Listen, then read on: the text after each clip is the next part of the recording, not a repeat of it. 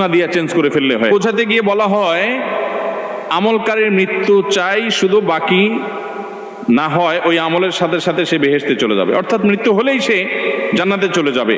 প্রশ্ন হলো কিয়ামত এখনো বাকি, কিয়ামতের দিন হিসাব নিকাশের পর বেহেশত দোজখ নির্ধারিত হবে নাকি মৃত্যুর সাথে সাথে, বিস্তারিত জানতে চাই। প্রশ্ন অনেকে হয়তো বুঝেন না। প্রশ্নটা হলো, যেমন আয়াতুল কুরসি সম্পর্কে হাদিসে বর্ণিত আছে, 5 ওয়াক্ত নামাজের পর যদি কেউ আয়াতুল কুরসি পাঠ করে 5 ওয়াক্ত সালাতের পর, ওই ব্যক্তি আর জান্নাতে যাওয়া, এই দুইটার মধ্যে একমাত্র বাধা থাকে মৃত্যু, অর্থাৎ মৃত্যু হলেই সে জান্নাতের নেয়ামতে সে প্রবেশ করতে পারে। প্রশ্ন যিনি করেছেন চমৎকার প্রশ্ন, তিনি জানতে চেয়েছেন যে জান্নাত জাহান্নামে তো কিয়ামতের ময়দানে বিচারের পরে মানুষ ঢুকবে, মৃত্যুর পর সাথে সাথে যে জান্নাতে যাবে বলা হচ্ছে, এটা কিভাবে সম্ভব? প্রশ্ন বুঝতে পারছেন?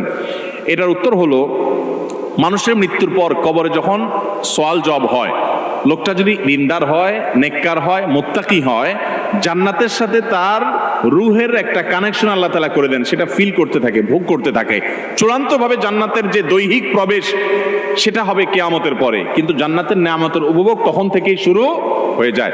আর ওই কথাটাই হাদিসে বলা হয়েছে। এরপর প্রশ্ন হলো, ওযুর সময় মেয়েদের মাথার কাপড় সরে গেলে কোনো অসুবিধা হবে কি? এই প্রশ্ন অনেক মা বোনরা করেন।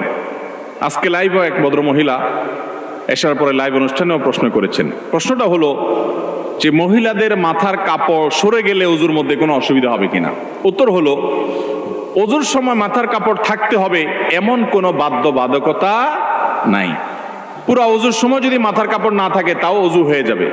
দেখতে হবে যে কোনো গায়রে মাহরাম পুরুষ তাকে দেখছে কিনা। কোনো গায়রে মাহরাম পুরুষ নাই, বাসায় এখানে বাপ ভাই আছেন, স্বামী আছেন, সন্তান আছেন, তাদের সামনে তিনি ওযু করছেন বা অন্য নারীর সামনে ওযু করছেন বা একা একা ওযু করছেন, মাথায় কাপড় যদি টোটাল পুরো ওযুতে একবারও না থাকে তাতে কোনো অসুবিধা।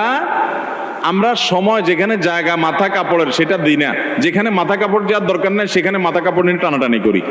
আজানের সময় অনেক মহিলা মনে করে যে ঘরে আছে একা একা, কেউ নাই, তারপরে আজান শুরু হয়ে গেছে, তাড়াতাড়ি মাথা কাপড় দেওয়া শুরু করে। আছে না নাই? এখানে মাথা কাপড় দেওয়া জরুরি না তো। যদি কোনো গায়রে মাহরাম পুরুষ থাকে তখন আজান না হলেও মাথা কাপড় দিতে হবে।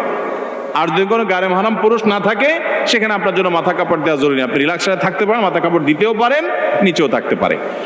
এখন কথা হলো ওযু। ওযু করার সময় আপনি যখন মুখ ধোবেন, একেবারে চুলের গোড়া পর্যন্ত পানি যেতে হবে, এই কানের লতি পর্যন্ত পানি যেতে হবে।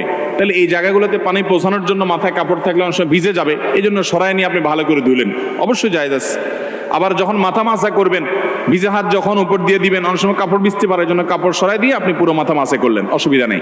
তাহলে খোলাসা এবং সারাংশ কথা হলো, ওযুতে মেয়েদের মাথা কাপড় দিয়েই ওযু করতে হবে এমন কোনো বাধ্যবাধকতা। মাথা কাপড় রেখে যদি ওযু করতে পারেন ওকে, আর যদি সরেও যায় তাতে কোনো অসুবিধা নেই। সাধারণ গোসল করার পর নামাজ পড়ার জন্য আবার ওযু করার প্রয়োজন আছে কিনা? অনেক লোক আছে দেখবেন গোসল করার পর আবার নতুন করে ওযু করে, আছে না নাই? গোসল শেষ, উনি আবার বিসমিল্লাহ পড়ে ওযু শুরু করছে। এটা একটা নিষ্প্রয়োজনীয় কাজ, কোনো দরকারি কাজ না, বেদরকারি কাজ।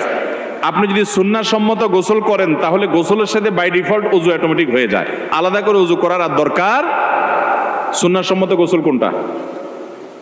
আপনি গোসলের জন্য যখন ওয়াশরুমে ঢুকলেন, প্রথম কাজ হবে শরীরে বা কাপড়ে কোনো জায়গায় নাপাক থাকলে সেই নাপাকটাকে ডলে আগে ধুয়ে ফেলান।